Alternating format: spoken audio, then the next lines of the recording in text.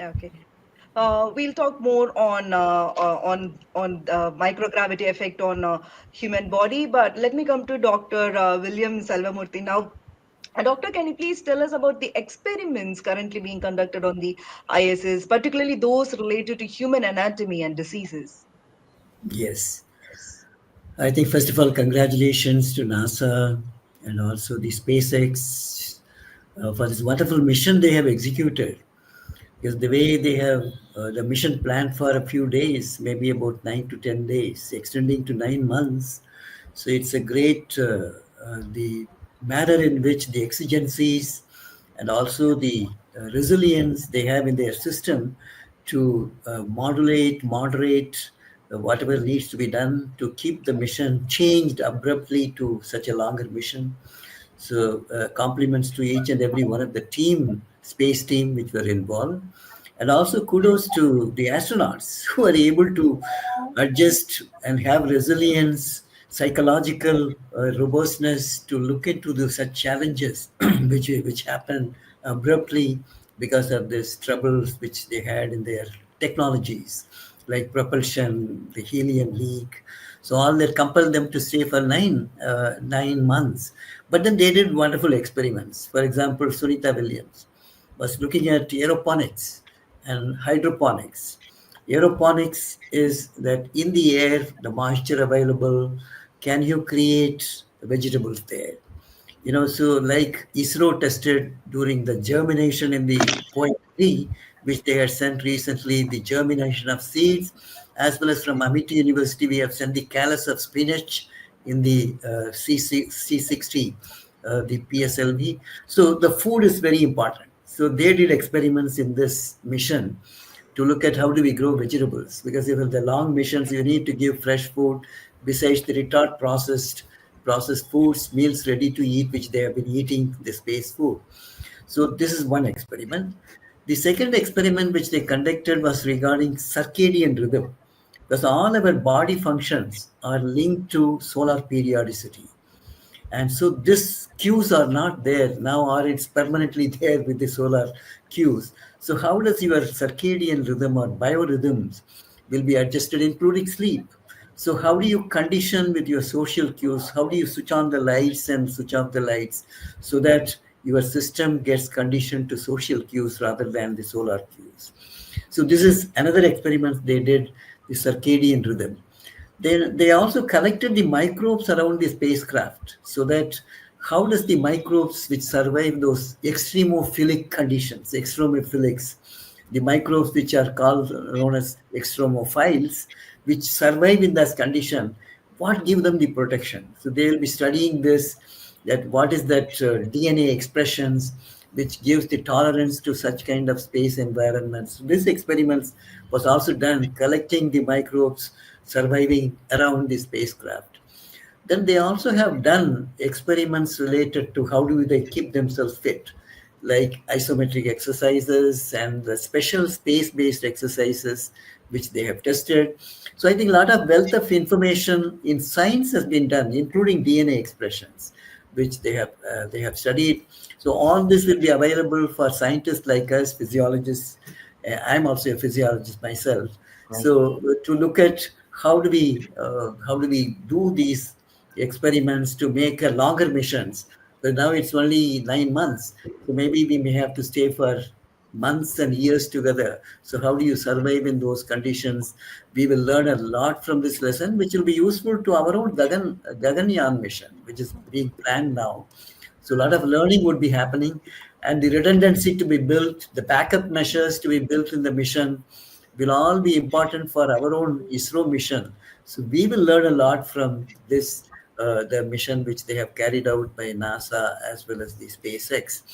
Then the other thing which you are talking about, the physiology. See, they have three, four stresses in physical stresses. Like, for example, no gravity or low gravity, hypogravity conditions. The primary one. Then you have the solar radiation and cosmic radiation coming and impinging on the astronauts who are there. So the other thing which you need to handle is what are the effects of the radiation which impacts. Then the third aspects would be the psychological sensory deprivation, monotony, separation from family, fear of the unknown, and also the claustrophobic conditions in which they have to live for such a long time. These are all psychological challenges. So there are physical, physiological, and psychological challenges which impinge on long sojourn like what you have seen for the 9 months. So, like cardiovascular deconditioning, that means all our hemodynamics is dependent on the gravity. In when you are on Earth, that the heart is here, brain is here. So brain is pumping the blood against the gravity to keep the cerebral perfusion of the brain, so that which has got all the centers, control centers, whether it's cardiac center, vasomotor center, respiratory center, feeding center, sleep center, everything is there. So you need to feed this control box with the energy, appropriate energy. So when you go to the space, suddenly the gravity is not there. So the whole blood rushes towards the cerebral system. And so then to adjust that blood pressure drops. So there is a relative hypotension, the low blood pressure over there. Because there are receptors, sensors, which are known as barosensors, baroreceptors, which respond to the pressure changes. Phasic variation in blood pressure is seen by the carotid sinus, where you have the baroreceptors, which regulates your phasic variations in blood pressure. So this is not there now. Gravity is not there. So the hemodynamics go haywire. That's the first thing which happens. So you feel heavy and your eyes are tortuous, the blood vessels dilate, and there's a heaviness on the head. So all this would be the feeling due to the hemodynamics. So when you come down, again, you will see the whole difference coming back to the gravitational condition. The deconditioning which has occurred, hemodynamic deconditioning, you need to restore that back. So that is why the people will be kept on stretchers in supine condition, so that there is no gravitational pull of the blood to pool in the venous, this accumulation of blood, and the venous return will decrease and cardiac output will decrease, cerebral perfusion will drop. All this will lead to orthostatic intolerance and syncope, which they may faint. So which our friend was mentioning, Keith was mentioning. And so this is one. The second is 9 months stay, there is a muscle loss and the proteins loss and the bone mineral density goes down. So these all weaken the musculoskeletal system, your weight bearing muscles, particularly at the back, the spines, and also your leg or gastrocnemius, all those muscles which bear your weight, they undergo disuse atrophy because you are not using the muscles there. So the gravity is not there. So this again leads to muscular disuse atrophy. And when you come down to regain the muscle strength, it takes quite some time. Similarly, as he was mentioning, if you stay for 1 month, there's a 1% bone mineral density loss. So now how do they supplement with calcium, vitamin D? So all this will be given now to take care of the restoration of the neuromuscular and skeletal health, which is yet another problem which they'll be facing. Then you need to also come back. The psychological restoration depends on the resilience of these astronauts. So they are really robust.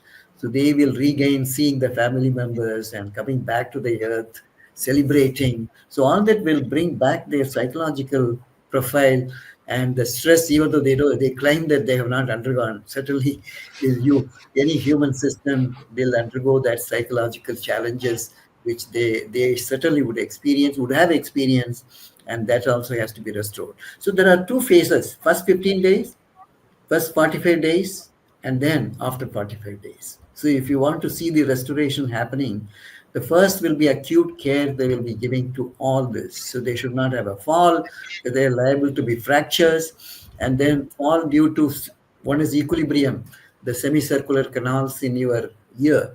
Besides having cochlea, you also have the control box for equilibrium maintenance in the ear. So that has to be restored back. So it takes a few days. And then also the disorientation which will happen due to that. Then your hemodynamic adjustments will happen again in a couple of days.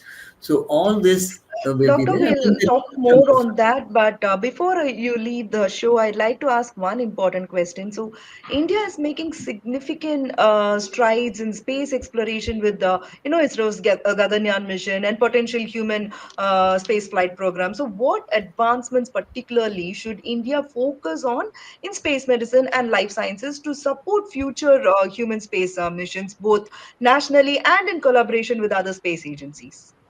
right.